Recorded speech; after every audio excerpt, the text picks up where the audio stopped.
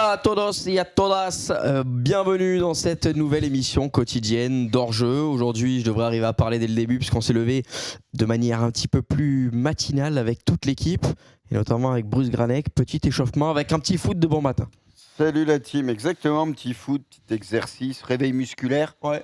Fait comme les pros, quoi. Tu t'es réveillé le muscle de la jambe. Je sais pas de quel muscle on de parle. de la jambe évidemment, Bien sûr. en mettant des coups francs, des crossbars. Bien sûr, j'ai levé ma jambe, comme ça m'a permis. La beuge.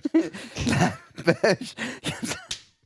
Pourquoi tu commences tout le temps? Alors, je sais pas si t'as vu le premier message du chat.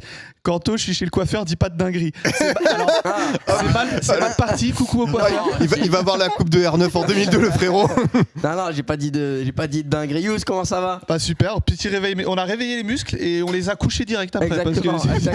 On est pas On est tous rentrés cuitos complet alors qu'on a fait 3 TikTok. Donc voilà. Et puis voilà, on a Pipion également, notre compagnie. Exactement. Qui a excellé tout à l'heure dans ce sport qu'est le football. Il y a une petite page, j'étais content parce que petit externe, petit pont et tout, mais voilà, on verra au montage si ce sera gardé. J'espère. On est pas sûr de ça. C'était sur qui?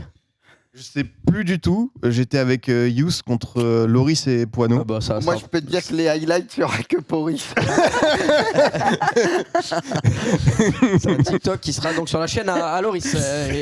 Évidemment, messieurs, comme chaque jour, nous sommes accompagnés par les copains, notre partenaire Winamax. Vous connaissez la règle. Votre premier dépôt doublé en pari gratuit jusqu'à 100 € sur Winamax. 10 € de bonus supplémentaires grâce au code hors-jeu 10. On vous rappelle qu'il faut avoir un dépôt minimum par carte bancaire de 15 € et que jouer comporte des risques et peut être dangereux, perte d'argent, conflits familiaux ou addiction. Vous avez d'ailleurs le petit bandeau qui s'affiche avec un numéro pour vous aider en cas d'excès si vous sentez que vous perdez le contrôle de la situation. Messieurs, on a vu des matchs hier, on va pouvoir à présent passer au débrief. Jingle.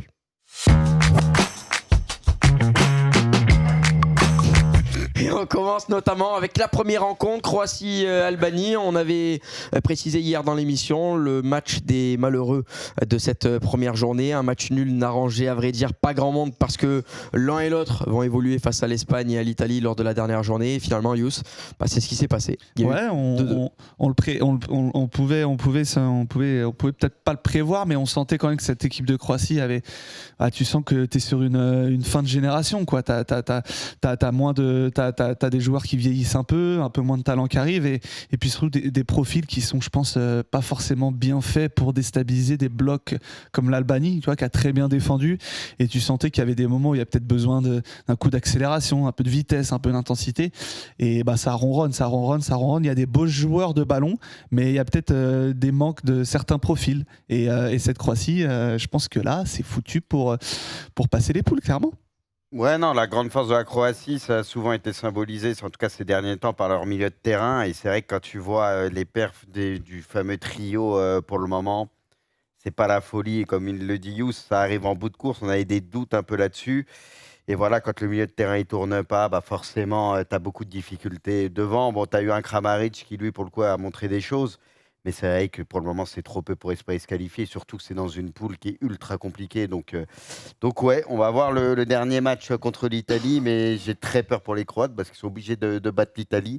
Moi, perso, je ne les vois pas forcément battre l'Italie. Donc j'ai bien peur que ça se termine là pour eux. Ouais, Scipion, c'est peut-être la poule où il n'y aura pas de troisième qualifié à l'heure actuelle. En tout cas, selon les petits pronostics qu'on pourrait avoir, c'est vrai que ni l'Albanie ni la Croatie, de par ce résultat, partent en posture favorable. Ouais, exactement. On pourrait se retrouver avec deux équipes à un point si ils n'arrivent pas à battre l'Espagne et l'Italie. Ça fait défaite aux prochaines journées. Je suis plutôt d'accord avec vous sur le constat. Je rajouterais même qu'au-delà d'une tenue du ballon qui a été un petit peu stérile avec des offensives qui sont cherchées, j'ai bien aimé l'entrée de Boudimir qui a eu un impact, mais finalement, tu vois, ce sont des épiphénomènes dans la rencontre. Et en fait, ce qui, moi, m'interpelle, c'est que défensivement, c'est une équipe qui a aussi perdu de sa solidité. Livakovic qui a été, avec Bounou et Emiliano Martinez, un des meilleurs gardiens de la dernière Coupe du Monde. Voilà, il y a des fébrilités, il y a des parades qui ne se font pas, il y a une grosse intervention à un moment donné, mais au global, Livakovic, tu vois, c'était vraiment un joueur qui m'avait bluffé. Et là, t'as plus cette garantie défensive. Même il y a eu des changements avec Gvardiol qui a rebasculé dans l'axe, Perisic côté gauche, et même avec un Gvardiol comme ça, t'as pas non plus cette solidité là. Donc côté gauche, c'était pas le pire. Côté droit aussi. Passait. Exactement. Mais finalement, tu te fais punir. À la fin, encore une fois, t'es pas concentré. Donc ce groupe-là peut, comme on pressentait peut-être, symboliser la fin de cette génération dorée qui malheureusement n'aura pas remporté titre, qui n'aura pas été loin. Mais pour la Croatie, voilà, tu vois quand même qu'il y a un petit vivier qui est plutôt intéressant avec Gvardiol en chef de file. On sent, Yous, notamment dans le secteur défensif, que les retraites de joueurs, par exemple, comme Versalco, comme Serna, font du mal à ce collectif. Qui joue plus aussi. Et Domagoj Vida qui approche de son premier centenaire. Ouais. Ouais, on le sent. Et puis, Son premier centenaire, je veux dire, il y en aura un deuxième. J'adore Vida. Ouais. Lovren, effectivement aussi. Et puis ouais, tu vois par exemple un Sutalo qui est peut-être un peu tendre, qui est peut-être pas prêt pour ce genre de match. Ouais, on peut voir les notes à l'écran, un petit 3, c'est complètement mérité. Mais ouais, au-delà de la stérilité offensive, c'est vrai qu'il y avait ces difficultés en défense, ce manque de solidité.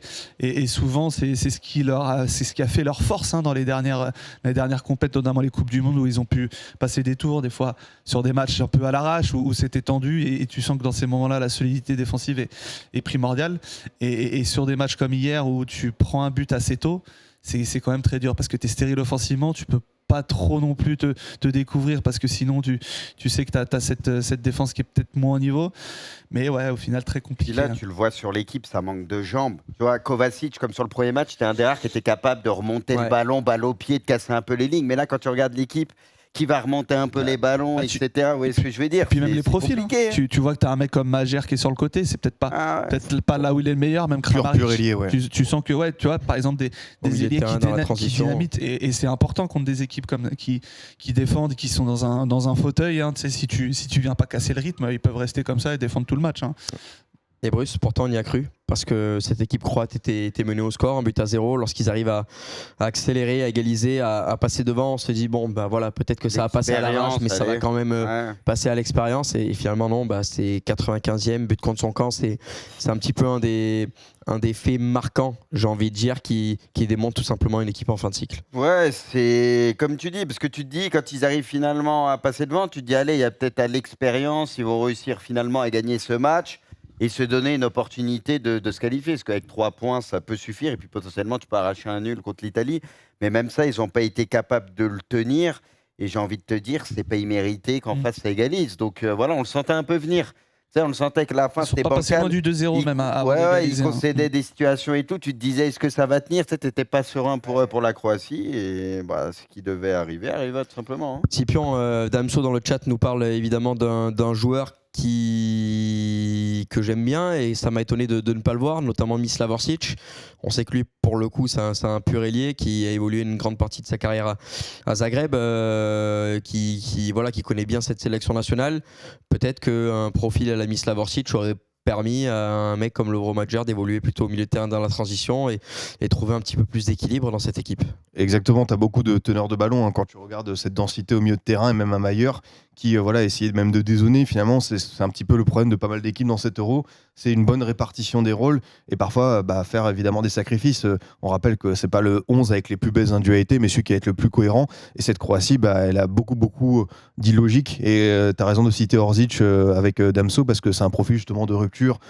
Quelqu'un qui va pouvoir faire des courses. Et même, tu vois, à l'époque, je pensais aussi à un Mandzukic qui lui pouvait alterner ailier et avant-centre, mais qui lui savait prendre la profondeur, savait être ce joueur qui pouvait se détacher du ballon pour vraiment apparaître dans ses 30 derniers mètres, un petit peu lancé. Donc c'est dommage, parce que encore une fois, tu regardes le 11, tu regardes les possibilités du banc qui peut sortir avec Budimir, avec Sušić, avec Baturina. Il y a quand même, tu vois, encore une fois, la percussion. Pas de profil, mais encore une fois, il manque des profils dans cette équipe. Zatko Dalic, c'est un entraîneur qui a énormément compté en Croatie, qui est là depuis très longtemps, mais c'est toujours pour ces coachs-là, comme un petit peu peut-être avec Roberto Martinez, avec la Belgique, c'est savoir ne pas faire la compétition trop, et j'ai l'impression que sur cet Euro 2024, c'est le cas.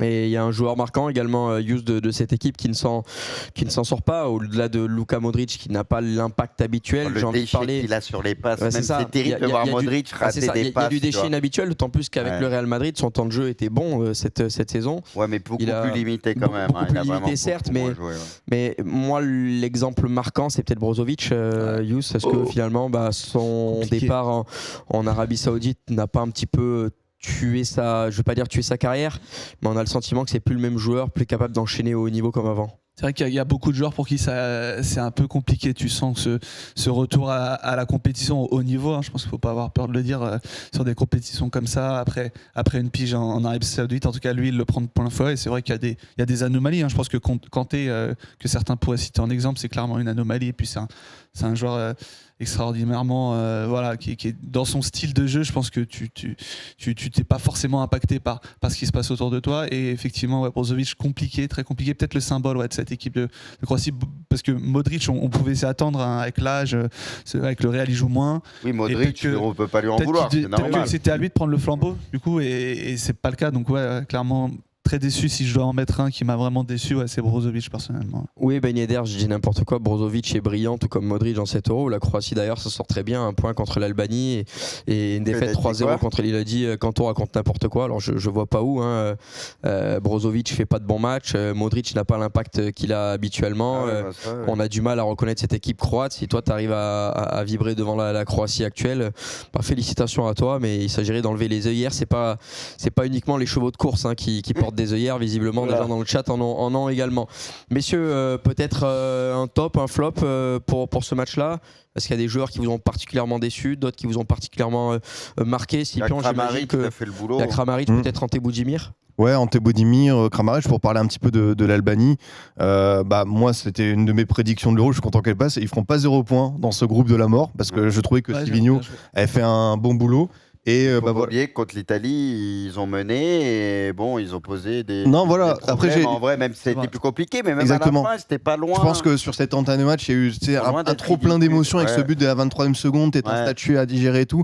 Et le match n'était pas cohérent. Là, je trouvais que le plan tactique était un peu plus lisible sur la manière d'attendre les Croates de bien ressortir le ballon avec beaucoup de comptes, des opportunités en face à face.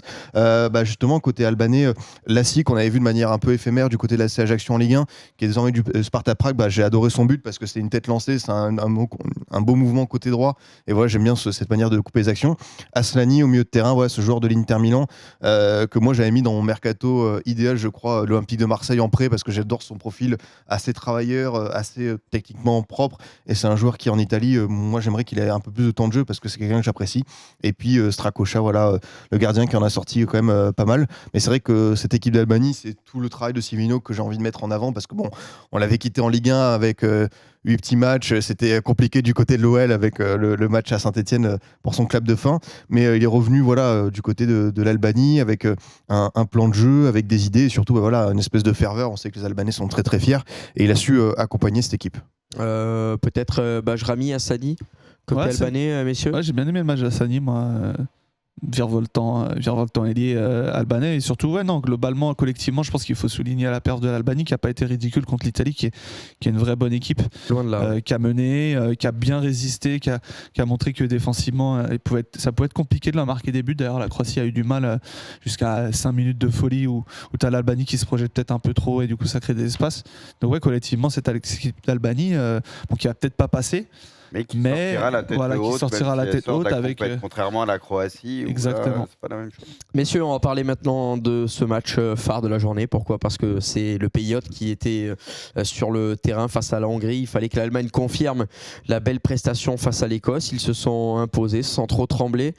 On a vu hier dans le chat certains qui étaient un petit peu inquiétés de la performance défensive de l'Allemagne. Moi, je ne l'ai pas trop été. Bruce, t'en as pensé quoi, toi, de ce match ? Pour moi, sur un match comme hier, ils ont de la marge. Alors oui, ils ont concédé un peu trop de choses, notamment en première mi-temps et sur l'entame de match, ça c'est vrai, mais c'est des choses justement qui arrivent au bon moment pour eux, qui vont peut-être gommer par la suite aussi, c'est des ajustements à faire.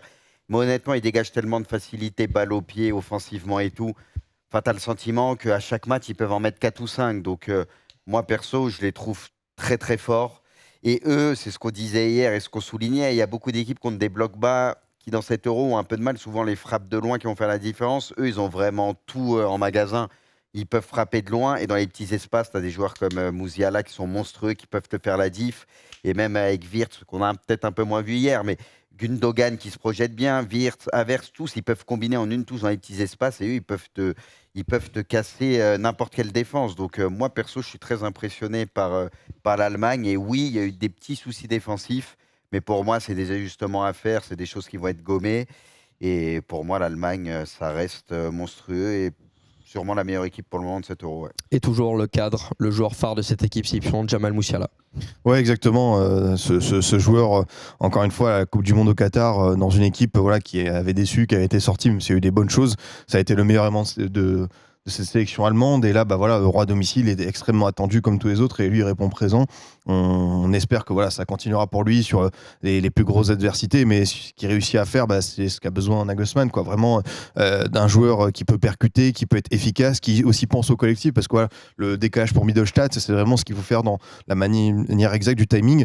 Et après, je pense qu'on peut peut-être aussi ouvrir, comme le dit le chat, le débat, parce que ouais, parce qu'il y a une équipe d'Allemagne qui tourne très bien et il y a un joueur qui est un peu à contre-courant et tu sens qu'il a la tête totalement 6 pieds sous terre. C'est notre ami Leroy Sané. Il peut foutre le boxon par contre. Là. Je pense dans que une ça va équipe qui tourne bien, il peut foutre un peu le bordel. Ça va être un cas d'ego à gérer pour Nagelsmann. On sait qu'il n'a pas pris Goretzka et Hummels parce que justement il voulait pas avoir d'embrouille de personnalité, le fait de pouvoir les mettre sur le banc. La Sané, évidemment, par rapport à ses performances, il va faire encore banquette un petit moment. Peut-être titulaire sur un match contre la Suisse, on verra, mais je suis vraiment pas sûr qu'il mérite. Mais ouais, très clairement pour Nagelsmann, ça peut être le petit truc, le petit caillou dans la botte à gérer parce que c'est vrai qu'encore une fois, son entrée déjà contre l'Écosse était inquiétante. Là, celle-ci a été un peu cataclysmique quoi, en termes de timing, de jeu collectif, le fait de forcer aussi, de vouloir marquer pour se distinguer. Il rentre pas dans le bon état d'esprit. Exactement. Sens, il est dégoûté, il est énervé, donc c'est le mec qui veut faire la diff tout seul, qui énerve tout le monde. On a connu ça plus jeune au foot aussi. On dirait un gamin qui rentre, qui est énervé de ne pas être titulaire ou qui a des soucis. Et du coup, il va juste faire ses trucs. Il va vouloir finaliser à chaque fois. Ouais, c'est insupportable. Bon, bon, par contre, il y en a un qui n'est pas insupportable. Il y en a un qu'on se régale toujours de voir évoluer sur le terrain. C'est Toni Kroos, Yous, qui, encore une fois, sort une performance de maestro. Je pense que très bon match de Kroos. Et puis, je pense qu'il se régale dans ce genre de contexte où il a devant lui des appels multiples, des joueurs qui sont capables de recevoir dans les pieds, qui se placent super bien. Je sais pas. Je me pose la question. C'est qu'il il se régale de ce genre de joueurs devant lui. Donc c'est juste parfait. Et puis au-delà de Kroos, moi j'ai envie aussi de parler de Gundogan, qui est juste un joueur incroyablement fort et dans sa capacité à lire le jeu parfaitement sur le premier but, ses déplacements, son ballon qui font le but, d'abord sur la passe de Wirtz, puis après il fait l'appel dans le dos du défenseur qui permet tu vois, vraiment ce jeu sans ballon qui est essentiel. Et tu vois, on parlait de la Croatie juste avant où les mecs veulent avoir le ballon, ils veulent aller dans les pieds, il n'y a pas forcément de rupture, et ces joueurs qui sont excellents sans ballon, tout autant qu'avec le ballon, ils sont tellement importants sur ce genre de match. Et Gundogan juste incroyable. Et puis après le deuxième but qui vient conclure sa performance. Mais ouais, cette complémentarité, on en a parlé après le premier match, mais cette force de l'Allemagne qui a des profils devant qui savent à peu près tout faire avec, sans ballon, déplacement, intelligence, puis les remises entre eux. Ouais, c'est juste, on se régale en tout cas de voir leur match. Bruce, le milieu de terrain assez irréprochable. Andrich un petit peu plus en retrait, mais c'est aussi à lui que revient le travail de l'ombre. On a vu une attaque étincelante sur le premier match. Là, on a un petit peu plus vu quand même Jamal Musiala que Florian Wirtz ou Kai Havertz.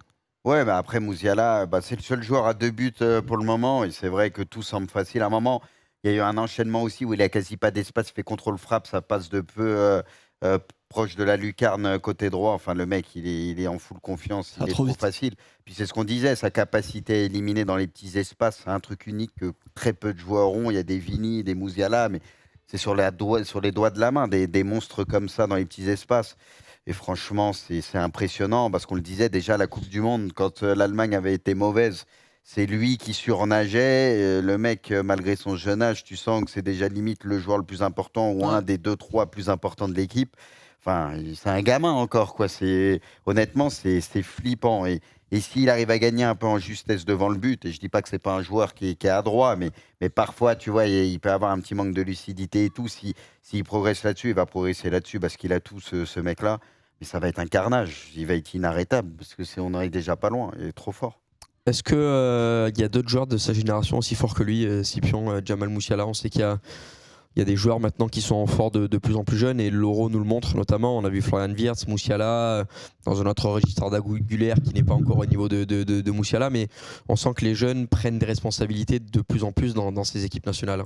Ouais, moi je pense que comme toujours, s'il est à 100%, Pedri, ça fait vraiment partie de cette catégorie de joueurs. Il y a un petit souci de... Ah, on a une perte quoi? Ah merde.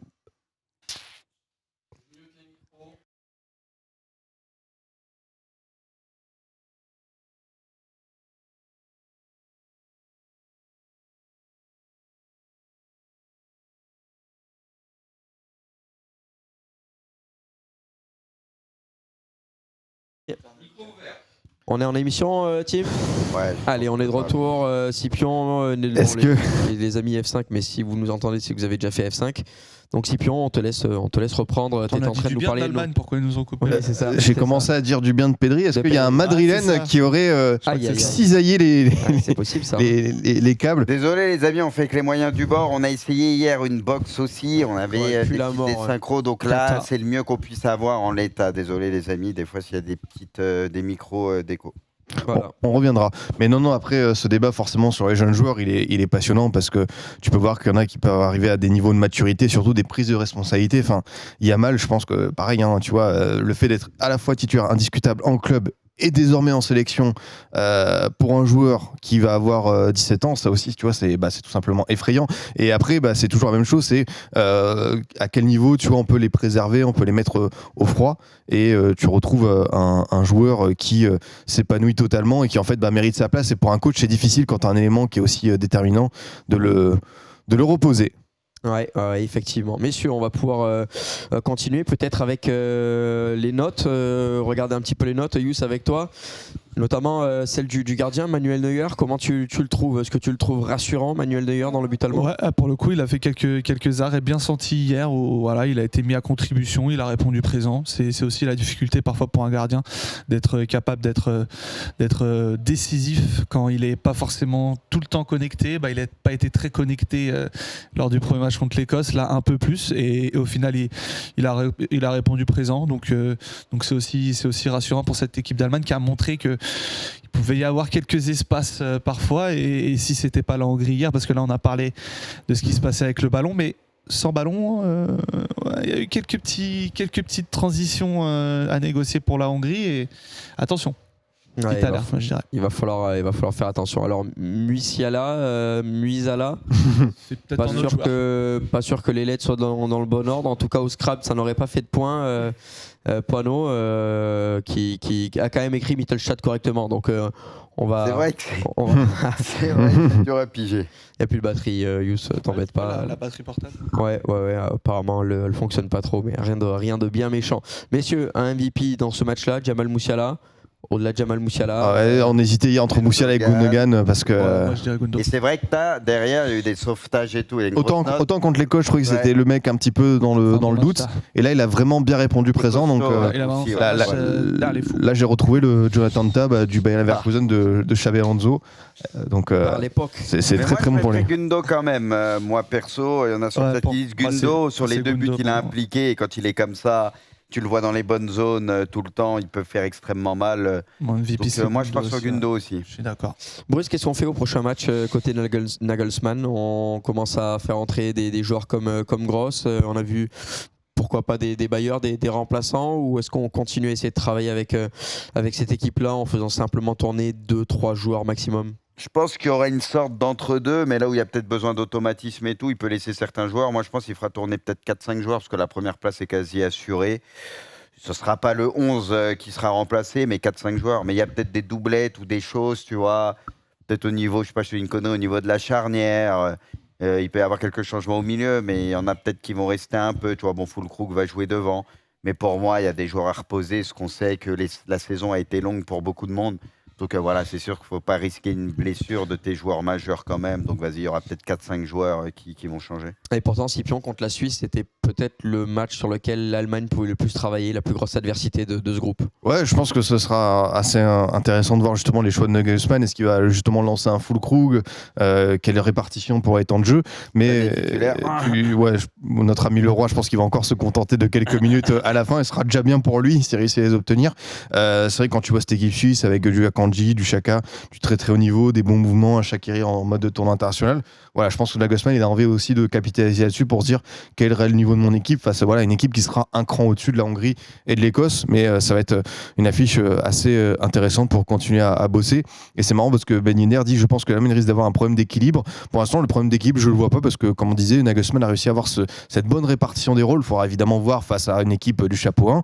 Mais il y a quand même, je trouve, des bonnes choses. Enfin, tu vois, quand on disait Henrich, le rôle de l'ombre, tout ça, moi je trouve pour l'instant c'est propre. Après, je veux dire, le Real, on a souvent dit qu'il pouvait conseiller des trucs par moment et tout. Toutes les grosses équipes, et notamment l'Allemagne, il y a quand même pas mal de joueurs à vocation offensive, il se crée un volume d'occasion énorme. Donc tu peux pas attaquer comme ils le font non-stop, sans concéder par moment quelques actions, et on va dire, et accepter le déséquilibre par moment. C'est logique que de temps en temps, ils vont concéder des choses, les gars. Mais si à chaque fois, ils mettent 3-4 buts et ils se créent autant d'occasions, ils ont beau concéder quelques occasions, ils gagneront quasi tous leurs matchs. Donc c'est le jeu. Hein. Après, à partir du moment où tu as des joueurs comme Andrich qui acceptent de faire le travail de merde, entre guillemets, et de ne pas être mis en lumière parce que devant, il y a des mecs qui brillent plus, bah, c'est comme ça qu'on trouve de l'équipe dans une équipe. Et je trouve qu'ils ont des joueurs derrière, même s'ils sont 1 contre 1, que ce soit Tah, Rudiger, etc., ou même Neuer. Ouais. Ils ont des joueurs qui peuvent se retrouver en 1 contre 1, mais qui aiment un peu le duel et qui peuvent sauver le truc un peu comme hier. Donc c'est ça aussi qui peut parler pour eux.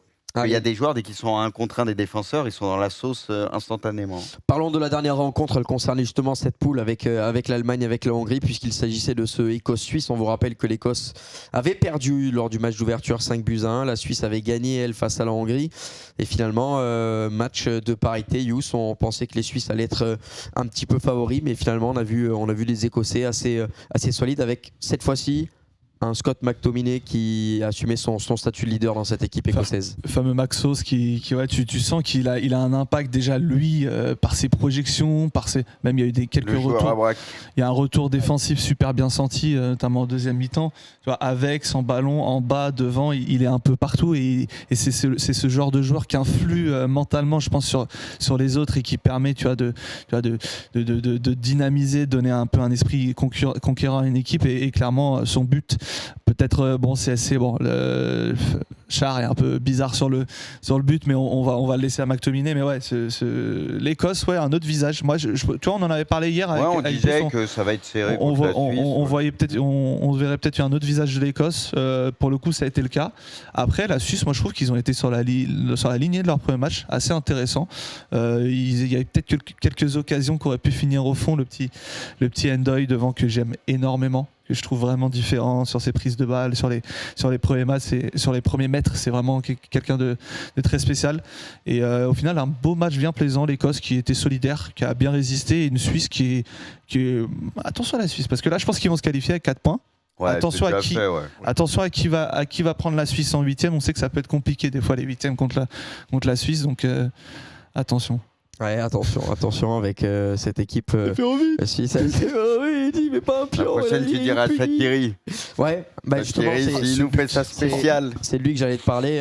On a vraiment des beaux buts dans cet Euro, putain. Il y a quand même des choses mystiques dans le sport, et je pense que Shaqiri en fait partie, lui qui était dans le passé. Il a quel âge, lui, maintenant ? 33, 34. Mais lui c'est dingue parce que t'as l'impression qu'il a plus que ça, tellement on a le sentiment que ça fait 20 ans on le voit le poteau. Mais lui qui a une carrière un petit peu particulière avec un beau passage et un beau rôle de super sub du côté de Liverpool, qui derrière a un petit peu disparu des radars, s'est planté dans 2-3 clubs, mais finalement avec la Nati ça donne toujours des buts exceptionnels et surtout des buts. Scipion, c'était quoi les 6 dernières grandes compétitions? C'est le seul joueur à marquer lors des 3 derniers Euros et des 3 dernières Coupes du Monde. Et il est impliqué sur 50% des buts de la Suisse quasiment depuis 2014. Donc 32 ans, on a l'impression qu'il est plus Après, vieux, on même. sait que le mental conditionne beaucoup de choses. Il y a des joueurs qui en club, bon, je te dis pas qu'ils sont pas heureux, mais bon, vous allez me dire machin. Mais par exemple, quand tu vois Mbappé, je trouve quand il est avec le PSG ou l'équipe de France, je le trouve très heureux, très souvent très souriant avec l'équipe de France. Tu vois, je le sens bien et tout. Et peut-être que Shaqiri se sent très bien avec sa nation et il est très heureux à chaque fois de retrouver la Suisse. Et c'est quand même un truc de fou, ce mec-là. Et souvent, c'est des buts en plus, c'est des frappes de taré qu'il va te mettre. Enfin, le but hier, il est tellement dur, c'est incroyable. Il y a des joueurs comme ça qui sont faits pour... Il y a des joueurs de sélection, tu vois, et typiquement un Pogba, par exemple. Parce qu'on sait aussi, c'est tout con à dire, mais quand tu es en sélection, quand tu es en grande compétition, ils sont entre eux, les mecs, etc. Tu peux pas te disperser à droite, à gauche. C'est un peu particulier, c'est un contexte qui va peut-être correspondre à plus de joueurs. Typiquement, Pogba, pour nous, avec l'équipe de France ou en club, mis à part au début avec la Juve, dans l'ensemble, ça a été très décevant, mais Pogba avec l'équipe de France, ça a toujours été ouf, tu vois. C'est un contexte qui fait que tout le monde est ensemble, machin, et peut-être que ça correspond plus à certains joueurs et ça les permet de se canaliser un peu plus plutôt que de se disperser à droite, à gauche. Et Shaqiri, c'est peut-être ça aussi, en tout cas, à chaque fois avec la Suisse, c'est assez fou, mais on aime ces joueurs-là et on s'en souviendra tout le temps, tu vois, de ce bon vieux Shaqiri. Parce qu'il nous aura marqué sur pas mal de compètes, mine de rien. Et Wario nous dit Shaqiri à moitié dans son lit. Voilà, tu connais cette, oui, je connais bien sûr. Tu connais cet adage, voilà, elle est pas mal. Je la trouve mignonnette. Oui. mignonnette, comme cette équipe suisse qui est plutôt Ouais, sympa. il y a Noodle qui dit Bernardo l'inverse. C'est vrai qu'il y a des Foden, des Maradona. Ouais, c'est Après, vrai. ça, c'est l'utilisation Ah, hier, qui en il y est avait- faite aussi. Hier, il y mais- avait un débat, c'était, ouais. je voyais beaucoup passer ces messages-là, les joueurs de City en sélection nationale. Ouais, bah, faut voir Walker. Ça Les, va. les joueurs offensifs, je pense Ouais, qu'il faut tous les offensifs. plutôt distinguer parce que quand tu vois Ake, Akanji, voilà, La défense, Kanji, ça va. Rodri, Il y a Stones, Ruben, ça a pas Ruben été Diaz, nul, ouais. voilà. Mais c'est vrai qu'il y a peut-être ça qui Même peut De conditionner, Bruyne, même si il a bon, pas été nul, là. je pense que si Bernardo a été éclaté, c'est pas la faute de Guardiola, Non. quoi. C'est vraiment le joueur aussi qui doit se remettre en question. C'est comme l'Angleterre avec Kane aussi qui a été éclaté, mais pour moi c'est de la faute à Non, Southgate. ça, c'est On en sûr. revient toujours à la même Oui, chose. oui. Il y a des choix à faire aussi au bout d'un moment. Non, Scipion. ouais, non, mais Shaqiri, bah, c'est évidemment un vrai coup de cœur. Enfin, c'est vrai, quand tu vois sa carrière en club, le mec, mine de rien, ça fait Bayern, Liverpool, Inter, OL, Stoke City. Donc, tu vois, dans cette nuée de clubs, tu peux t'attendre à ce qu'il y ait des passages top. Et finalement, bah, son meilleur niveau, là où il était le plus spontané et rayonnant, bah, c'est avec l'équipe suisse. Et c'est vrai que même moi, j'ai vu passer ce matin une compilation de sa trentaine de buts avec la Suisse. Mais ouais, la moitié, c'est des buts, bah, comme je t'ai dit hier, quoi. C'est des frappes. Je sais pas si on se souvient, lors d'Euro 2016, il met un retourné. Il y a cette, vraiment cette volonté de faire mal adversaire de loin. C'est un joueur voilà, qui sait en plus être, comme on dit, clutch, marqué. Enfin, tu vois, 50% des buts de la Suisse en grande compétition internationale. T'as un beau vécu et je pense que c'est bien pour un Yakin d'avoir ce type de joueur parce que, comme l'a dit Yous, moi j'ai beaucoup aimé Ndoye, il y a Bichur qui a été très bon premier match. Mais avoir ce type de joueur, tu vois, qui peut déclencher à tout moment et qui a ce petit truc en plus pour la Suisse, c'est évidemment un atout incroyable. Allez messieurs, on va pouvoir avoir un dernier mot peut-être, Yous, sur cette équipe suisse. Il y avait eu quelques changements avec notamment le 9 qui avait été bougé. C'est plutôt Ndoye qui a occupé le secteur offensif aux côtés de Vargas. Doua pourtant avait marqué. Avec Bicheur, là, on l'a un petit peu moins vu que lors du premier match. Est-ce que finalement cette compo t'a plus satisfaite que celle lors de la première journée? Bah, c'était différent, mais moi je trouve ça intéressant de voir des équipes qui sont capables d'aligner des trios offensifs différents et de quand même répondre présent, d'arriver à se créer des occasions. C'était le cas pour la Suisse. Et puis tu as Mbolo, tu as Mdouni qui rentre. Offensivement, la Suisse, c'est pas une des équipes les plus dégueu de cet Euro quand tu regardes au final. Ils ont un peu de profondeur, ils ont des profils différents. Quand tu vois l'équipe tout court, c'est carré. Ouais. Ouais. Je me répète, mais attention à la Suisse. Je sais que dans le chat, ils sont pas fans de cet avis, mais attention en 8e. Ça croise avec On qui peut pas les recroiser en 8e. Bah, c'est à savoir qui croise. Je pose la question, c'est impossible. Et puis ils vont finir quoi? Ouais, ils vont sûrement J'ai finir pas en le tableau en deuxième. tête, hein, Ils vont sûrement finir en Ça deuxième. serait, Qui croise avec On termine premier, je crois pas. le deuxième du A, qui croise avec le deuxième du A, quoi. Faudrait. On va vérifier, On on va vous demander donne à la l'information. Ça Donc, croise avec Italie ça ou va être un beau Espagne, match, avec les gars. le Ok, groupe ok. de l'Italie et Ah ouais, l'Espagne. Ils ont pas de chance au tirage. Force. Ok, eh ben, écoutez, Ouais, mais ils force à peuvent l'Italie, les Après, saouler quand même. hein. Ouais, c'est vrai. Ils peuvent les saouler quand même. on en a terminé pour le débrief de la journée. À présent, on va vous parler de notre partenaire qui va vous aider à accroître votre fortune. Pourquoi? Parce que c'est la banque la moins chère, tout simplement au classement. Il s'agit des amis de Fortuneo. Fortuneo, c'est également un service client 100% basé en France. Donc ça aussi, c'est quand même important et gage de qualité avec les différentes cartes Phospho ou encore Gold qui sont gratuites. Vous allez pouvoir faire des économies à condition évidemment d'utiliser un certain nombre de fois la carte bancaire sur vos divers paiements. Vous avez des cartes virtuelles, également, j'allais dire des cartes virtuelles comme Florian, mais non, des cartes virtuelles à utiliser à votre guise et surtout pas de frais si vous partez à l'étranger, si vous partez en voyage pendant vos vacances, si vous allez faire des événements sportifs.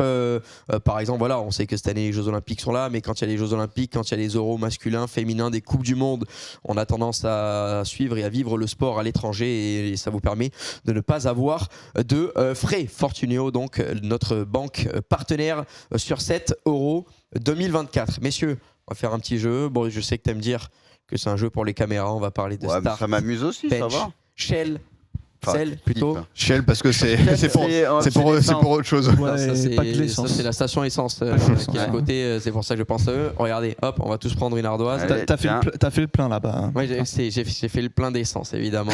Il aime faire les pleins. Quand Oui, exactement. J'aime remplir. Et pas qu'à moitié. Ah non J'aime remplir mon compte en banque. Voilà, évidemment. Messieurs, Qui veut une craie? moi je veux bien une petite craie, s'il te plaît. Une petite? Merci. C'est Tu peux me bon. passer l'autre ou- Attends, Ah non, tu m'as ouais. juste posé la poudre de craie. Ah Voilà. ouais, moi j'ai un vieux J'enlève. truc aussi. On pourrait croire que c'est autre chose après. Messieurs, on va parler d'une première C'est le mec qui comprend rien. une première liste où on va mettre Pourquoi tu rigoles, la liste, ça doit être effrayant. Harry Kane, Michael Owen et Wayne Rooney. Alors, je vous laisse écrire déjà sur vos ardoises. Start. Ouais. Alors en gros le start bench shell, c'est très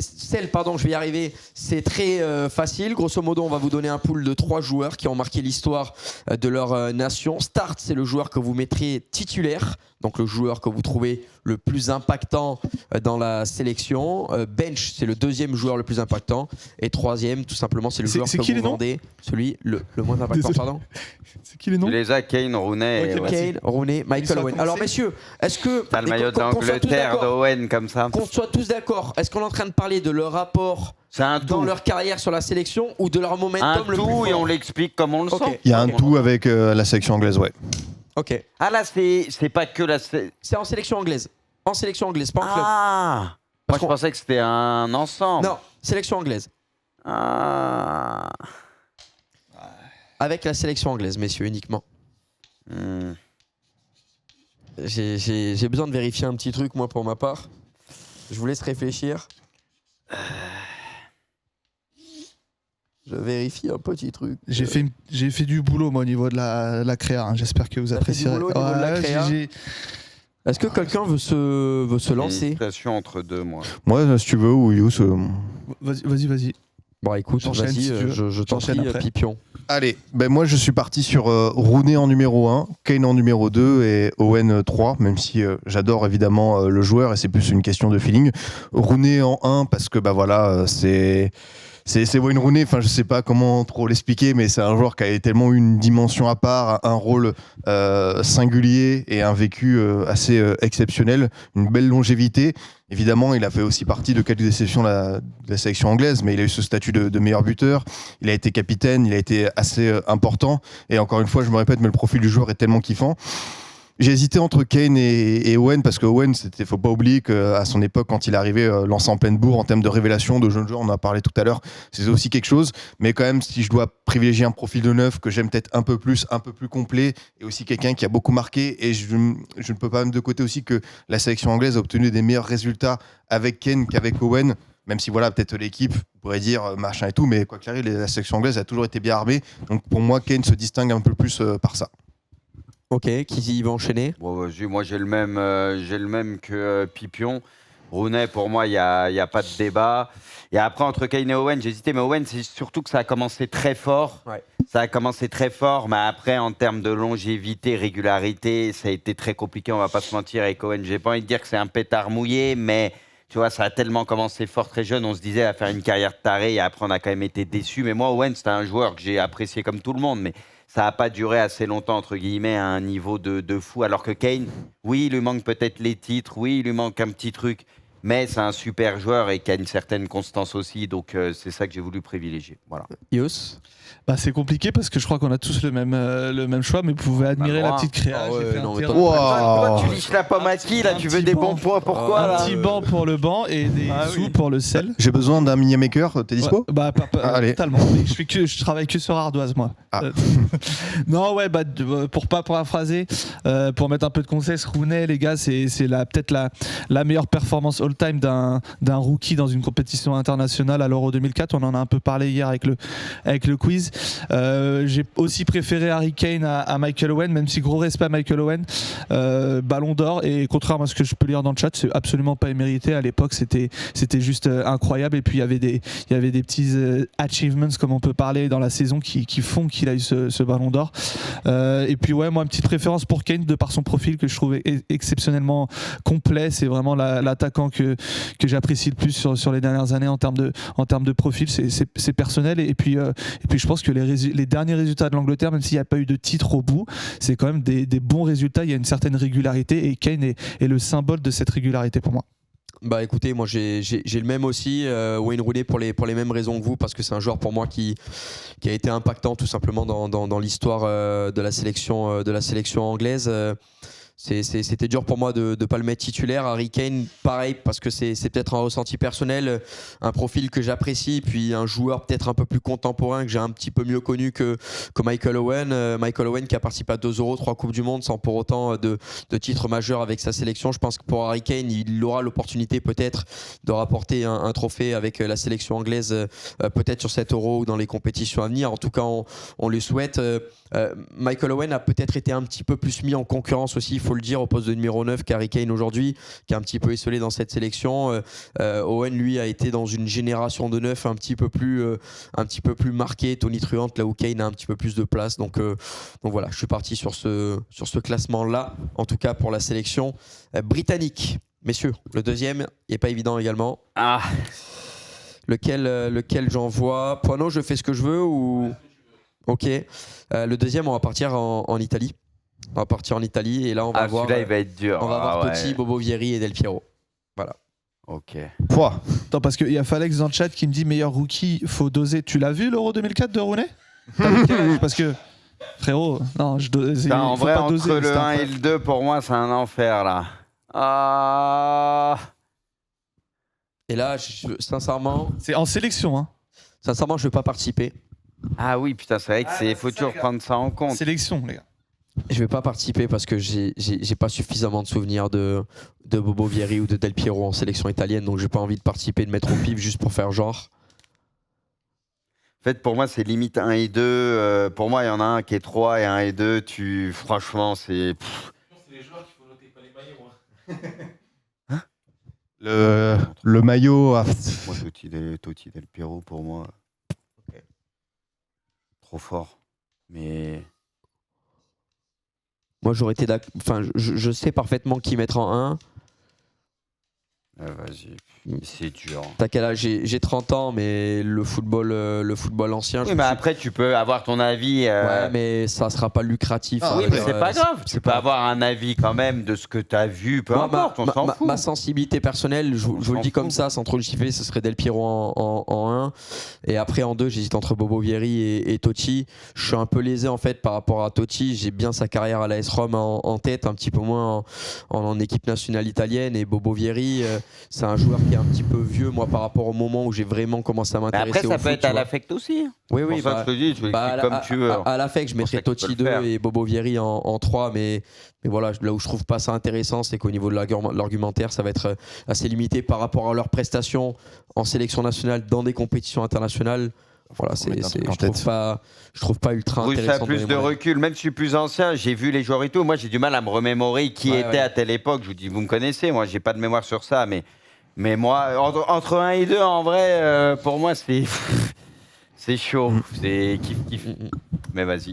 Sur un truc. Moi, ça me fait mal au cœur parce que vraiment, c'est un de mes joueurs préférés all time. Mais je mets Totti en 2. Pourquoi? Parce que même s'il est champion du monde 2006, Totti en sélection, c'est que 9 buts. C'est pas un des joueurs les plus impactants. Évidemment, sur la Coupe du Monde 2006, il participe. Il met notamment un penalty contre l'Australie. Del Piero a peut-être des moments un peu plus marquants. Je pense notamment à la demi-finale contre l'Allemagne. Et à ce niveau-là, voilà, Del Piero, voilà, c'est 27 buts en 91 sélections. Je vais la vérifier du coup. Et si on doit juger le passage en sélection, tu vois, il y a quand même plus de choses côté Del Piero. Vieri pâtit justement de son absence à cette Coupe du Monde 2006, mais ça reste aussi un des super neufs de cette fin des années 90-2000. Ok.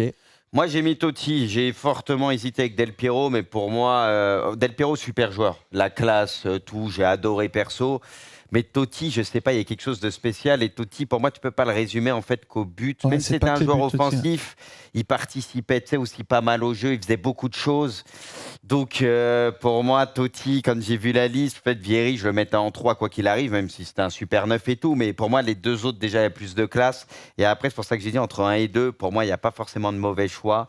Parce que Del Piero, comme je l'ai dit, très très beau joueur aussi. Et moi j'ai une question. Mais vas-y, je pars un peu plus sur Totti. Moi le problème c'est que voilà, comme je l'ai dit, Del Piero est pas le joueur que j'ai le plus suivi, mais est-ce que le Del Piero de la Juve, c'était le Del Piero par exemple de la sélection nationale? Non. Il était beaucoup plus fort, même Totti, par rapport à leur vécu en club, ouais. Yus. Ouais, bah moi c'est Totti en 1, Pitorico, Del Piero. pour ceux qui connaissent pas son nom en 2 et Bobo Vieri en 3 pour la simple et bonne raison que Totti, je pense que c'est important de parler de Totti parce que des fois il y a un peu de manque de respect, je vois sur les réseaux sociaux de la part des jeunes, comme l'a dit Bruce. Totti, c'est pas que les buts. Francesco Totti, les gars, c'est un joueur juste incroyable qui aurait pu signer au Real Madrid dans sa grande période, qui a refusé le Real, qui a juré fidélité à la Roma.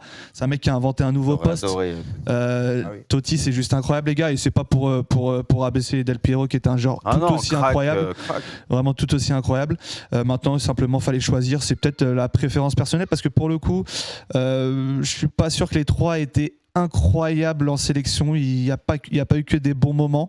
Maintenant, préférence personnelle, Totti, c'est aussi pour remettre un peu l'église au milieu du village. Après, en vrai, tu regardes les offensifs, tu regardes même au niveau de la France, je suis désolé, Henry, sa carrière avec l'équipe de France, elle n'est pas si extraordinaire que ça, je trouve. Les résultats sont là, mais ses perfs et les buts marquants, il n'y en a pas tant que ça aussi. Et tu peux transposer ça.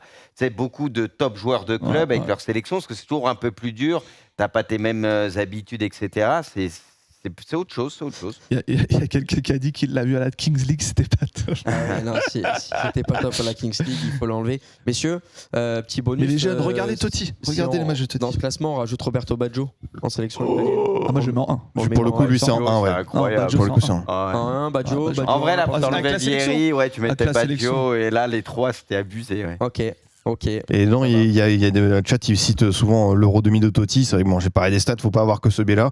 Mais évidemment, il était exceptionnel et c'est vrai que moi j'ai longuement hésité entre il n'y a pas de profil choix là. Non, c'est voilà. Le prochain, moi, il me parle parce que là, par contre, c'est du football contemporain. J'ai bien fait de faire un dessin.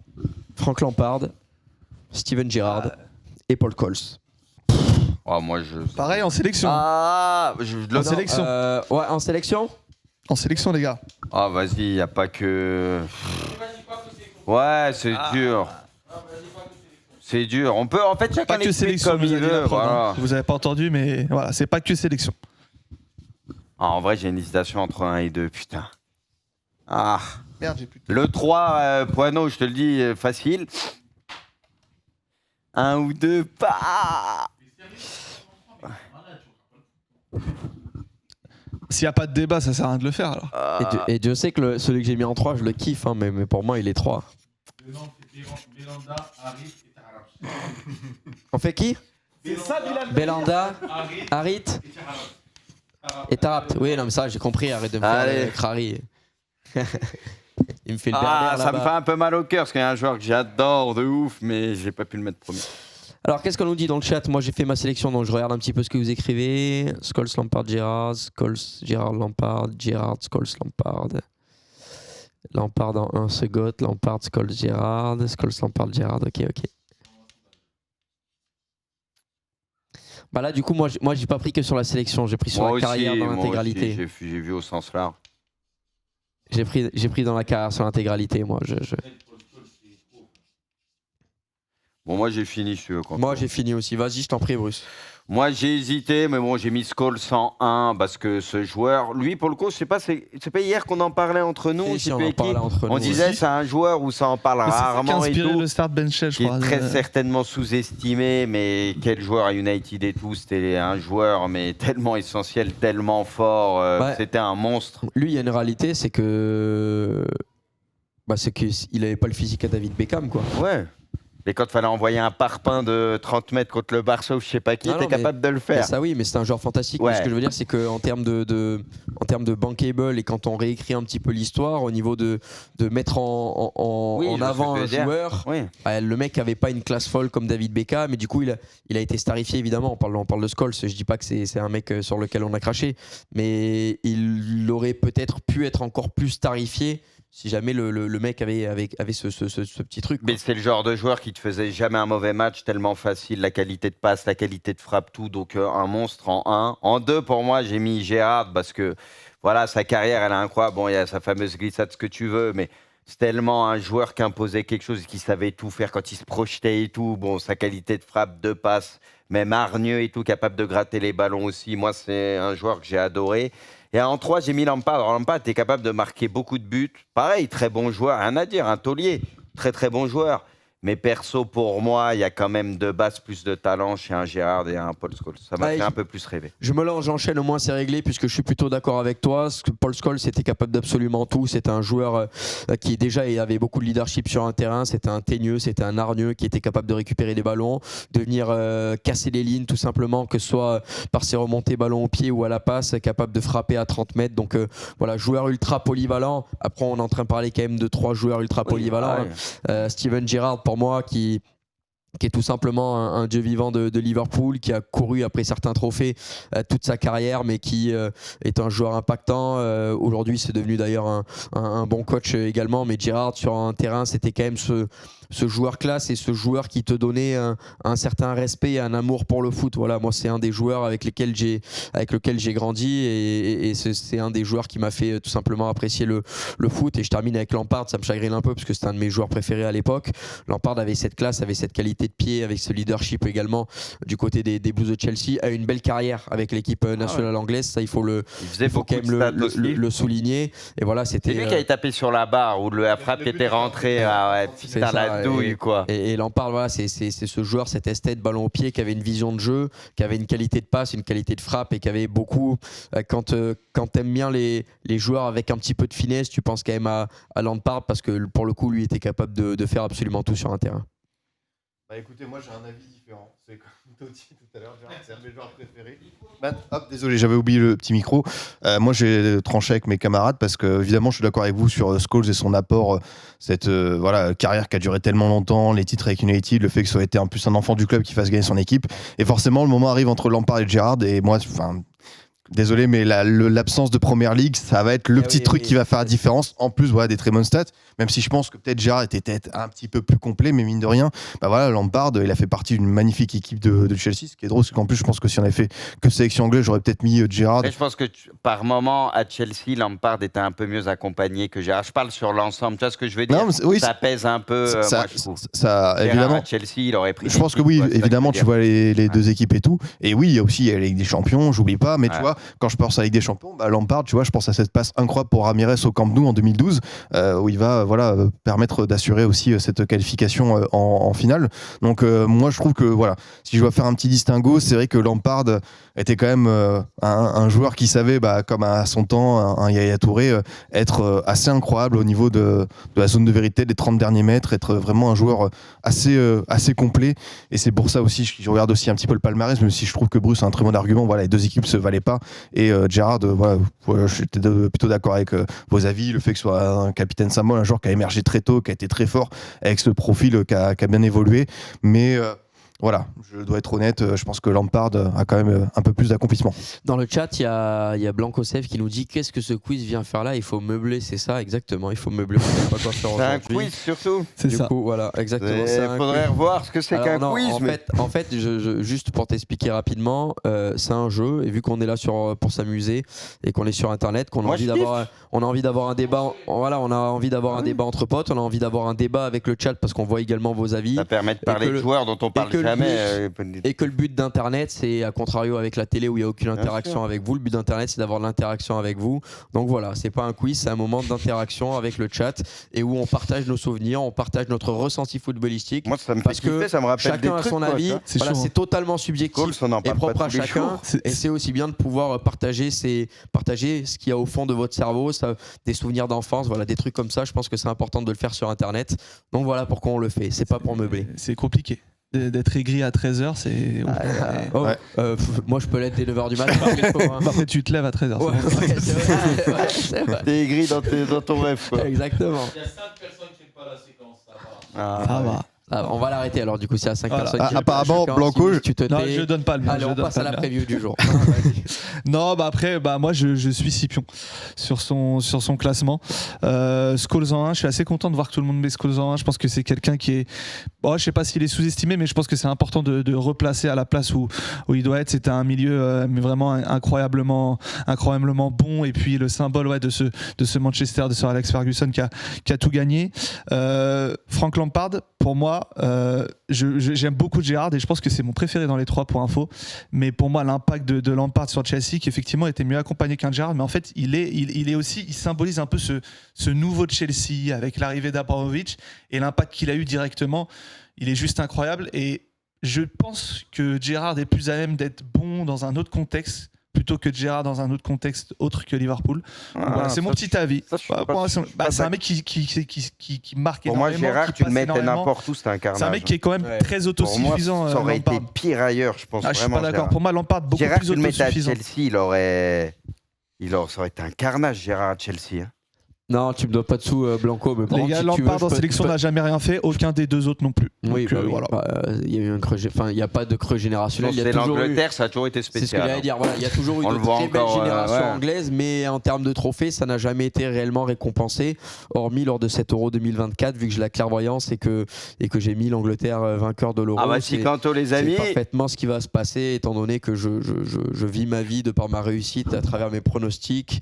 Et voilà, je suis un puissant fond de connaissances et je le répète depuis déjà 2 jours. Messieurs, on va pouvoir parler désormais de la preview des matchs de cette journée. Jungle. Et on va parler de ce premier match qui nous intéresse. Forcément, c'est celui qui nous intéresse le plus. Espagne-Italie. Messieurs, c'est un match qui va être un véritable banger. On se régale depuis le début de l'Euro. On a des rencontres qui nous régalent de par le spectacle, de par le contenu. Cette Espagne-Italie, Bruce, on en attend beaucoup. Ouais, on en attend beaucoup. J'espère qu'on ne sera pas déçus, parce que c'est l'affiche de cette phase de poule, très certainement, en tout cas sur le papier. Parce que l'Espagne a montré de très belles choses contre la Croatie, et même l'Italie contre l'Albanie, s'il a été cueilli d'entrée, ils ont su réagir. Et moi, j'ai trouvé que c'était une bonne équipe, l'Italie. Donc là, on va peut-être en avoir la confirmation face à l'Espagne. Ça sera un sérieux client. Mais moi, perso, je ne pense pas que l'Italie perdra cette rencontre. Voilà, moi, je vous l'ai dit un peu plus tôt, je partais sur un nul. Mais j'ai hâte de voir ce que ça va donner, parce que c'est quand même une belle opposition. Et l'Italie, on voit que Chiesa, de toute façon, c'est l'Euro, on est habitué, peut faire peut-être très mal à l'Espagne en transition, on le sait. On va voir si Scamacca, ce qu'il peut faire aussi devant. Mais je pense vraiment que l'Italie a les armes pour embêter cette équipe d'Espagne. On en parlait aussi un peu hier, tu disais que c'était Olmo le seul changement potentiel dans le 11. Je crois que c'est toi qui disais ça. Non, c'était pas moi. C'était qui disait que ça allait être Olmo? Poineau. C'est Poineau, apparemment, le mot à la place On de attendra Nico Williams, c'est 20 ça? heures avant d'être sûr. On attendra, mais... Parce que la source Poineau. C'est pas toujours Si gage de c'est qualité. Poineau, on est sûr de rien. C'est pas ça. Mais j'ai peur justement que ce soit pas le match incroyable qu'on attend. Ouais. Tu vois, bizarrement, j'espère me tromper, mais voilà, je pense que ça va beaucoup se respecter des deux côtés. Je sais pas si c'est un match où on va se régaler tant que ça. J'espère. Hein, mais... Moi, je m'attends à une grosse bataille, justement. C'est le match que j'avais forcément coché avec Au milieu un France-Pays-Bas. Ouais, au milieu, défense, attaque. Il y a plein de choses que j'ai envie de vérifier. Justement, comme l'a dit Bruce, sur le fait qu'on a peut-être un peu sous-estimé l'Italie, qui est quand même tenante du titre, qui a un 11 qui est très solide. Moi, j'ai plus de doutes sur le banc. Quand tu vois que c'est Retegui et Cristante qui peuvent rentrer, là, je me dis qu'il y a peut-être une petite différence par rapport à d'autres sélections. Mais j'ai envie de voir justement comment est-ce que ces 11 qui nous ont plutôt donné satisfaction sur la première journée, des individualités comme Barella, Chiesa, et en face, on a apprécié Fabian Ruiz, on a trouvé Yamal intéressant, Morata qui avait son petit but, Carvara qui a été excellent. Rodri On a Simon qui a fait Ocage. un match un peu... Rodri en dessous de ses standards, c'est évidemment. bizarre, ouais, son Mais match, justement, c'est là où j'ai envie de vérifier un gros favori, un outsider, comment est-ce qu'ils vont se comporter. Et on sait que les Espagne-Italie, ça a été par moments assez chaud. Donc j'ai bien envie de voir ce match à Veltins Arena. Et Youss, en plus, on a été particulièrement rassuré par la prestation défensive des Italiens, avec notamment Calafiori, Bastoni, par exemple, qui sont de très bons défenseurs. Voilà, je t'ai fait une petite question à l'aveugle, c'était pour étaler mon panel technique. C'est beau. Tu vois, sans C'est beau. regarder, je distribue les questions. C'est beau. Non, curieux de voir ce que va donner l'Italie dans un vrai match, parce qu'effectivement, tu peux penser que l'Albanie c'était quand même en dessous. L'Espagne qui a été impressionnante contre la Croatie. Je vois un match accroché, mais je pense quand même l'Espagne un peu au-dessus. Après, la dynamique de l'Euro peut évoluer. Hein. On a déjà vu des confrontations en poule qui donnent pas le même résultat en finale ou en demi, parce que ces équipes-là, je pense, vont aller loin. Je vois l'Italie aller loin dans cette Euro, je vois l'Espagne aller loin. Et à l'heure actuelle, je pense que l'Espagne a peut-être un peu plus de certitude que l'Italie, mais ça va être un beau match, hein, assurément. Bruce, on sait qu'il y a le god de l'Euro dans cette équipe aussi. On parlait tout à l'heure de Shaqiri, il y en a peut-être un autre aussi. Quand on pense à l'Euro, on pense forcément à Fede Chiesa. Est-ce que c'est finalement le joueur qu'on attend le plus ce soir face à l'Espagne ? Oui, parce que l'Espagne, c'est une équipe qui aime avoir la possession du ballon et qui va forcément prendre des risques. Donc on se dit en transition rapide, forcément Chiesa peut faire des dégâts. Donc c'est typiquement un match qui peut lui correspondre. Après, ils le savent très bien aussi en face. Donc je me doute bien qu'il y aura un travail qui aura été fait là-dessus. Mais moi, quand je vois encore une fois ce 11 de l'Italie, je vous le dis les gars, alors peut-être vous allez dire un faute. L'Italie, jamais ils perdent ce soir. Hein. Je vous le dis, minimum nul, les gars, vous pouvez me faire confiance. Je suis en tête du classement des pronos. On sortira l'extrait là. Je vous le dis, l'Italie, elle perd pas ce soir. Mais je suis convaincu, elle perd pas. Bono, t'as une code, ok. Les gars, je suis en tête du classement des pronos, respectez-moi. Demain, on commence l'émission avec ça, hein, directement. Je dis pas bonjour, on envoie la vidéo. Et si j'ai raison, vous remontrerez quand même l'extrait, parce que c'est bien beau à chaque fois de mettre dans la... À votre place, je ferai confiance à celui qui avait annoncé que l'Albanie accrocherait la Croatie hier. Pardon, j'ai pas écouté. À votre place, je ferai confiance à celui qui avait annoncé que l'Albanie accrocherait la Croatie. Ah oui, c'est vrai que t'avais dit ça. Mais le chat, là, ils le disent pas. Ça, ils l'oublient. Ouais, mais il faudrait faire des trucs comme ça. C'est vrai que de temps en temps, se brosser un petit peu dans le sens du poil, ça serait bien pour nos. Clémentol, je suis en tête du classement des pronos. Donc si je suis désastreux en pronos, vous puez tous la merde. Donc respectez un peu celui qui est en tête, non? Bah oui, non, mais au bout d'un moment, ils sont bêtes ou quoi? Respecter le Togo. Vous allez dire que vous êtes plus nul que moi, donc écoutez un peu. Bon, Scipion, on a parlé un petit peu de la bataille du milieu de terrain, on a parlé de la bonne défense italienne. Parlons peut-être de la défense espagnole, avec un Carvajal qui en ce moment marche sur l'eau, avec un Cucurella qui a montré fait son match. Voilà, qui a montré de belles choses avec la sélection espagnole. Parlons peut-être de cette charnière centrale. Avant de parler sur Nacho le Normand, c'est vrai que Cucurella ça pouvait étonner parce que quand tu vois forcément la forme de Grimaldo, tu dis qu'est-ce qui se passe. En fait, c'est l'homme de base de Luis de la Fuente sur les qualifications. Il a insisté avec lui. C'est vrai qu'il a fait son match. Je pense notamment à ce retour défensif qui a été excellent. Et puis cette défense centrale, il y a toujours des interrogations. On partait peut-être sur Laporte le Normand qui pareil était aligné souvent, mais voilà, Laporte en Arabie Saoudite et puis forcément Nacho quoi. C'est comme Carvalho, c'est le retour, c'est l'expérience réelle, c'est ce petit truc en plus en mode tournoi. C'est deux joueurs qui vont t'apporter un bien fou. Et c'est là où on se rend compte que Nacho il a un apport qui est considérable et je trouve que ils ont. Et hâte de voir si Ruiz il va nous répondre un deuxième match comme il a fait au premier parce que franchement ils ont été intéressants, mais j'oublie pas que la Croatie a eu quand même eu pas mal de situations qu'ils ont manqué un petit peu de lucidité, d'efficacité. Donc ce soir. Également. Exactement, penalty raté par Petkovic. Donc il y a un gros test aussi pour cette défense centrale. Mais évidemment, quand on parle de gros test, c'est pour les 22 joueurs et les coachs. Yous, quand on voit la performance de Fabian Ruiz, on se dit qu'il faudrait que le PSG se positionne sur ce genre de joueur. Ouais, ça peut être intéressant, effectivement. Il va voir. Alors, les gars, pourtant, on se lave. Hein. Enfin, je crois. Je sais pas si tout le monde il y a des mouches. Il y a des mouches vraiment. Mais bizarrement, c'est surtout à l'étage. Donc, il faudrait regarder à l'étage. Il faut expliquer. Après, je sais pas si. Non, on peut pas transporter les caméras, mais je vous montre l'état de leur chambre là-bas. Avec tous ces ronfleurs qui font sortir. Je suis même pas entré, j'ose pas. Du gaz atomique carrément qui sort de leur bouche la nuit. Et voilà, ça fait. Il y a des. Alors, les gars, cette nuit, j'arrive dans la chambre, lumière allumée. Je m'apprête à crier, je me dis tout le monde est debout et je vois un mec comme ça. En plus dans la nuit, tu sais, il bouge. À un moment, j'entends un poum et en fait, c'est sa main qui avait tapé contre la S'il pouvait se cogner la tête, peut-être que ça le rendrait un peu plus malin, ça ferait pas de mal. Ça n'a absolument rien changé. Moi, j'ai eu Scipion qui était à deux doigts de vous rejoindre cette nuit. Hein, il a ronflé. Il a failli prendre l'ascenseur au début de la soirée. Il a ronflé. Du coup, je me suis dit, bon, c'est normal. Après, il a bu trop de café, peut-être. Donc, il ronfle un petit peu. Je m'attendais peut-être pas à la night session de 3 heures sur Top Spin qui m'a achevé. Donc, désolé pour. J'ai mis mes petits AirPods. Voilà, je me suis mis un petit épisode de Demon Slayer. Et puis derrière, 5h du matin, je me réveille. Et là, carrément, j'avais Pumba à côté de moi. Oh, bah, Pipio, il va refaire ses valises. Hein, bon, ça va que moi aussi, j'avais bu un peu de café. Du coup, j'ai pas eu trop de mal à m'endormir. Avant Exactement. Vous étiez tous sous café. Ça va aider ça m'a bien accompagné. Café allemand. Messieurs, est-ce qu'on a encore quelque chose à dire de cette Espagne-Italie? En vrai, je sais même plus où on s'est arrêté. Non, mais comme on disait, le match va être fou. Moi, j'espère pas être trop déçu. Le seul truc, moi, que j'ai envie de dire, c'est que souvent, quand tu as de belles affiches comme ça dans des phases de groupe, tu te dis on va se régaler. Et c'est peut-être là où tu es déçu. J'espère que ce ne sera pas le cas et j'espère qu'on va se. Imaginez, on a le premier 0-0 sur ce match-là. C'est possible, ça m'étonnerait pas. C'est pas impossible. Hein. Ça m'étonnerait pas. En tout cas, vous verrez tout à l'heure lors du Pronogate nos avis réels sur ce match-là. Et vous verrez qu'il y a des petites surprises. Il y en a qui voient des trucs assez sympathiques. On va parler dans notre match Danemark-Angleterre. Celui-là devrait être sympa. Pourquoi? Parce que l'Angleterre. On sera en viewing d'ailleurs. Bah oui, c'est ça. On sera en viewing. Qui va être sympa. Déjà à 18h, on vous donne rendez-vous pour suivre le match avec nous. Il va être sympa. Pourquoi? Parce que l'Angleterre va avoir peut-être un petit peu de frustration de ce premier match. On les attendait un petit peu plus beaux que ce qu'on a vu. Et les Danois, moi, m'ont particulièrement déçu. lors de ce premier match, ils ont pris un bouillon pas possible dans les 20 dernières contre la Slovénie.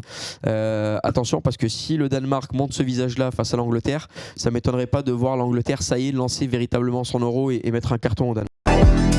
Ça y est, on est de retour. Désolé, messieurs, dames. Désolé, on a perdu complètement le son. Alors, on perd la connexion, on perd le son. On est les premiers déçus et frustrés de ces petits problèmes, mais le voilà qui ont été réglés.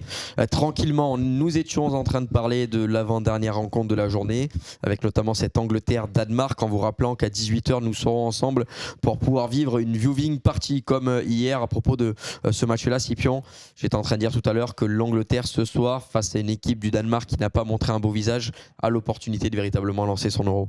Ouais, il faut. Hein. C'est vrai que cette entrée en matière contre la Serbie a été un petit peu décevante, forcément, parce qu'on l'annonce comme un immense favori. On a vu qu'il y avait des problèmes de compatibilité peut-être avec Foden, Bellingham. Apparemment, les deux repartiront ensemble, donc peut-être que Southgate va insister là-dessus. Mais on verra face au Danemark, qui forcément compte pas mal de joueurs qui ont cette habitude de l'intensité, des profils comme Højbjerg. Donc ça peut être une belle bataille. Ça peut être intéressant de voir comment l'Angleterre s'en sort aussi face à cette générosité-là. Même si je suis d'accord avec toi, globalement, ce qui est drôle, c'est qu'on a là 18h-21h les deux demi-finales du dernier Euro, mine de rien, tu vois, donc ça peut être assez intéressant de voir l'évolution depuis, mais c'est clairement, voilà, on a le sentiment que le Danemark, comme à la Coupe du Monde 2022, c'est un petit peu reculé dans la hiérarchie, mais voilà, c'est vrai que pour cette équipe anglaise, j'ai envie de revoir un Saka, même Alexander-Arnold, tu vois, je suis un peu étonné de revoir partir là-dessus, peut-être tester un autre profil comme Gallagher ou Maino, mais voilà, peut-être que Southgate, il se dit, peut-être c'était un match test, et une entrée en matière, il faut qu'on puisse se lancer, et peut-être que voilà, si ce soir, ça fait une belle victoire, et il aura assumé ses convictions, mais l'Angleterre doit vraiment passer la seconde, ouais. Bruce, on avait deux interrogations. La première, c'était par rapport à Trent Alexander-Arnold. Est-ce qu'il allait titulariser? Visiblement, oui, même si on aura la réponse un peu plus tard. Et la deuxième, est-ce qu'ils sont arrivés à régler ce problème entre Phil Foden et Jude Bellingham pour que les deux joueurs puissent avoir leur propre espace sur le terrain? Ça, c'est la question. Après, là, c'est compo probable. Hein. Moi, j'attends de voir. Je suis pas sûr qu'ils forcent sur la même compo que lors du premier match. Moi, je pense que Foden va peut-être se retrouver sur le banc, mais bon, on va voir. Il veut peut-être recommencer et refaire une tentative avec ce 11, même si on a l'impression que ça ne fonctionnera pas, parce que ça se marchait dessus, parce qu'il y a peut-être trop de joueurs qui aiment être au cœur du jeu, etc. Et on sait que Foden, il aime aussi ça, donc sur le côté, forcément, c'est un peu contre-productif. Donc voilà, après, ça Southgate de faire un peu son boulot. Il a le matériel depuis déjà X années pour gagner une grande compétition. Il a toujours manqué quelque chose. Il a tout, maintenant à lui de faire des choix forts, mais bon, des fois, tu as l'impression que peut-être il veut se brouiller avec personne ou j'en sais rien. Du coup, il aligne tous les joueurs phares, on va dire, mais c'est pas forcément comme ça que tu gagnes une compète à coup sûr. Il faut aussi faire des choix, il faut trancher. Et là, pour moi, s'il remet le même 11 qu'au premier match, je suis pas sûr qu'avec ce 11, en tout cas, tu peux aller au bout de la compète. Ouais. You, ça t'étonne, toi, de voir ce même 11 de la part de Southgate? Je rigole. Oh la frayeur. Non, en vrai, j'attends de voir. Je suis pas persuadé qu'il fasse le même choix de 11 parce qu'en vrai, c'était pas super dans les intentions avec le ballon sur le premier match. Maintenant, des fois, tu as des coachs qui ont besoin peut-être de mauvais matchs pour faire des changements. Mais il y en a qui ont besoin de 4 ans de mauvais matchs avant de faire les changements aussi. Donc ouais. Mais ouais, non, on attend de voir parce que les compos 3-0 depuis le début des streams, quand même, on est sur un 0 sur 20. C'est les compos probables qui récupèrent. C'est les médias, qui au global, c'est vrai on les invente pas. C'est juste. Après, il y a celle du Portugal où il n'y avait absolument rien à voir. Mais sinon, au global, bon, ça va dans l'ensemble. Dernière rencontre, Scipion, Slovénie-Serbie. Tu as vu la Serbie évoluer au premier match. On sait que le sélectionneur serbe place les joueurs un petit peu comme il... Voilà, sans poste en fait, sans collectif quoi, en gros, Vlahovic, Milinkovic, Savic sur les ailes. Est-ce que sur ce match-là, on va arriver à retrouver un équilibre et à mettre enfin des joueurs au bon poste? On pense à Milinkovic, Savic peut-être en relayeur ou à la limite en pointe haute au niveau du milieu de terrain. Vlahovic, Mitrovic peut-être un choix de fait. Peut-être faire une attaque à deux axiaux, même si les deux ne sont pas forcément à l'aise là-dessus. Est-ce qu'on va encore enfin faire des choix forts du côté du coach? Il faut, et comme le dit Souliov, voilà, normalement la logique devrait être que tous les matchs de 15h sont des classiques, donc on espère que ce Slovénie-Serbie va être dans le même thème. Beaucoup d'attentes sur cette équipe serbe, parce que c'est vrai que j'ai aimé le visage sur la seconde période un peu plus entreprenant, trop tard malheureusement. Et oui, on sait que Tadic a envoyé une petite bombe en disant voilà, c'est moi le meilleur joueur de l'équipe, il s'est excusé auprès de Kovic et tout pour cette sortie. Mais voilà, les Serbes, on sait que c'est une sélection un petit peu particulière avec beaucoup d'individualité, avec des clashs d'ego. Mais voilà, si Tadic est aligné, ce serait bien justement derrière un Mitrovic, derrière un Vlahovic. Les deux, ça peut être peut-être un petit peu trop, mais en même temps, je me dis que si Milinkovic-Savic, qu'on a vu trop sur le terrain, tu le recules et tu le mets aux côtés d'un Lukic ou d'un Ilic, je me dis que ça peut être vraiment pas mal du tout, tu vois, dans la construction avec ce système de piston qui peut être intéressant. Mitrovic qui saute sur la Ouais, Mitrovic qui saute, c'est vrai qu'en plus c'est le capitaine, donc c'est assez fort comme choix, mine de rien. On s'était dit si on devait trancher entre les deux. Oui. Pour le coup, là, il y a un choix qui est fait, on peut le comprendre. Vlahovic, de ce que j'ai vu du stade, moi, avait l'air quand même plus frais au niveau des courses, tout ça. Mitrovic a un profil un peu à part. Après, c'est bien, c'est que 65e, tu peux faire rentrer un Mitrovic. C'est quand même assez intéressant. Mais voilà, c'est là où tu vois qu'il y a quand même du talent. Après, c'est comme beaucoup de sélections en 7 euros. Il faut une bonne répartition des rôles. Et là, je me dis que la Serbie, c'est peut-être un peu plus cohérent, même si j'ai un petit peu peur de Milinkovic-Savic un peu trop haut là. Qu'est-ce qu'on en pense, Yous? Ouais, je me mets à la place du coach Cher, pas évident de faire des choix. C'est vrai que, comme tu dis, t'as Mitrovic qui est capitaine, Vlahovic qui est, ça tombe sous le sens, faut le mettre en neuf et le mettre dans une position préférentielle. Tadic qui dit que tous les autres sont des merdes et que lui doit être titulaire. Tu vas faire des choix, ça doit pas être évident. Maintenant, curieux de voir s'il y aura un peu plus de, je sais pas, déjà peut-être pas de cohérence, mais voilà, un peu plus de joueurs dans des positions un peu moins délicates pour eux, parce que c'est vrai que sur le papier, c'est quand même une belle équipe, l'équipe serbe, et ils ont fait une bonne fin de match contre l'Angleterre, je suis d'accord. Victoire obligatoire. Donc il y a moyen de voir un vrai beau match là à 15h. J'espère que vous serez tous au rendez-vous, et encore plus à 18h pour la viewing. Mais d'abord à 15h. On va regarder un petit peu la composition slovène, justement à l'image, pour voir si ça évolue et par rapport à la première rencontre. Et va-t-on retrouver encore une fois cette attaque Primoz Roglic et Tadej Pogačar en pointe de cette équipe slovène? Non, on a toujours Benjamin Sesko et Sporar avec Stojanovic, Verbic. Juste derrière, Serin Stankovic et enfin Karničnik. Oui, ok, Bijol, Janza et Oblak. Voilà, l'autre, je ne me prononce pas. Drkuzic, comme ça, on va. Darkuzic, voilà, je pense que c'est quelque chose comme ça. Bon, Bruce, on va voir simplement, on va pas faire les hipsters, qu'on connaît tout le 11, mais on en attend beaucoup de Benjamin Sesko. Oui, bien sûr, on sait que c'est le joueur qui peut faire la différence. Donc ça va beaucoup miser sur lui. Après, c'est un match de toute façon c'est le match qu'il faut absolument gagner pour les deux équipes, parce qu'en cas de victoire, tu prends une bonne option sur déjà une qualif en tant que meilleur troisième minimum, voire un peu plus. Donc c'est important. Après, moi, je ne vais pas faire le mec. Il y a des joueurs que je connais, on a d'autres que je ne connais pas trop. Donc hâte de voir ce que ça a donné. Mais ça sent le gros match pour le coup. Ouais. Petit match de 15h comme ça, où les deux équipes vont vouloir absolument aller chercher la victoire. On sent qu'on va se régaler avec des frappes des 25 mètres. Il va se passer beaucoup de choses. Donc c'est un match qui va être bien kiffant, je pense. Allez, messieurs, il est 13h30. C'est l'heure du Pronogate.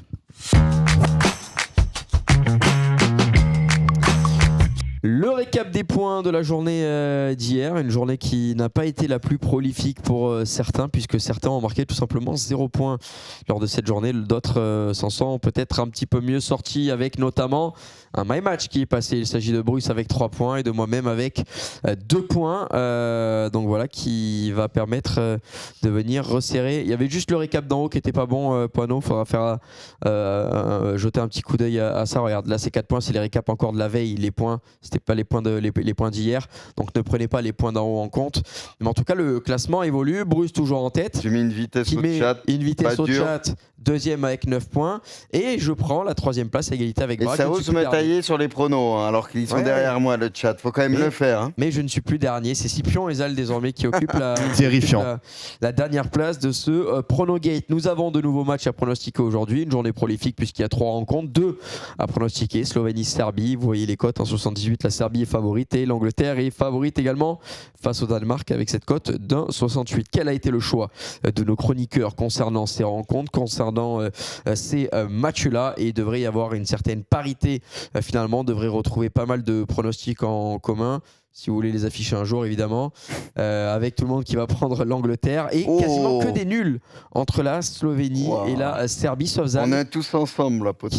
Zal qui a pris la Serbie, sinon il n'y a que des matchs nuls. Tout le monde, comme des petits coquins sur son téléphone, a été en train de se dire moi je vais tenter le nul, je vais me démarquer des autres, et finalement non, on a tous fait la même chose comme des gros moutons. Les my match à présent à l'invisible, voilà, de la réactivité comme on l'aime. Écart de but. Écart de but, ça veut rien dire. Espagne. Ah d'accord, tu l'as mis sur 2 lignes. donc là, on a l'Espagne gagne par au moins 2 buts d'écart. Je sais c'est qui. Oui, je l'ai dit tout à l'heure, donc voilà, on sait que c'est moi. Match J'aurais nul. pas dû le dire. par Match contre. nul à 3,20. Résultat Italie à 3,65. Ensuite, Federico Chiesa ou Scamacca, buteur double chance. À 3, c'est bien payé ça. Ouais, c'est beau. Celui Je qu'il a sais trouvé, c'est qui, mais c'est il bien est malin, payé. ouais. Ouais. Et- Mais celui qu'il a trouvé, il n'est pas bien classé pour le moment. Donc Et il en a double besoin. chance Source. Espagne ou Italie. Et les deux équipes marquent. C'est toi qui l'as trouvé? Ouais, t'es un petit malin, toi. Toi, t'es un coquin.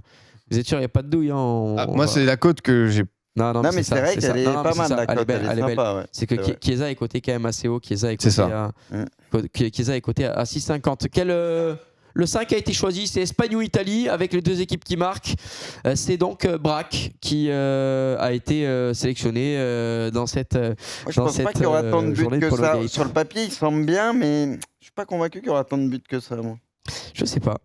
Écoute, en tout cas, voilà les pronostics du jour. Chiesa Scamacca à 3, c'est pas mal, mon cher Pipion. Celui-là est plutôt bien également. Messieurs, ça va être la fin de ce live. Désolé pour les petits problèmes, la petite coupure et le problème de micro, indépendante de notre volonté, bien évidemment. Nous, on se retrouve à 18h pour la suite de cette journée, de ce programme hors jeu pour la viewing partie. Prenez soin de vous en attendant. Juste pour Rendez-vous. info, Quentin, je vais relancer Ah oui, un c'est petit vrai, live c'est dans vrai. quelques minutes, les C'est gars. vrai.